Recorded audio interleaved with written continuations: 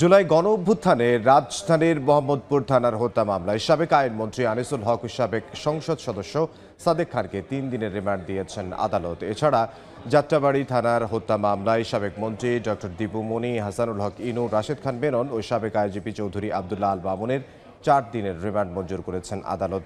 সকালে শুনানি শেষে এই আদেশ দেন ঢাকা মেট্রোপলিটন ম্যাজিস্ট্রেট আদালত। একই আদালতে যাত্রাবাড়ী থানার 16টি আলাদা মামলায় গ্রেফতার দেখানো হয়েছে সাবেক মন্ত্রী ডক্টর দীপু মনি, হাসানুল হক ইনু, রাশেদ খান মেনন, সাবেক আইজিপি আবদুল্লাহ আল মামুন, যাত্রাবাড়ী থানার সাবেক ওসি আবুল হাসান ও ডিএমপির সাবেক সহকারী কমিশনার তানজিল আহমেদকে।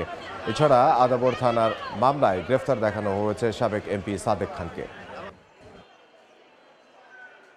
বিভিন্ন থানার মামলায় হাসানুল হক ইনু, রাশেদ খান মেনন এবং দীপু মনি এবং আনিসুল হক এবং সাবেক অবৈধ এমপি সাদেক খান এদের বিরুদ্ধে রিমান্ড প্রার্থনা করেন।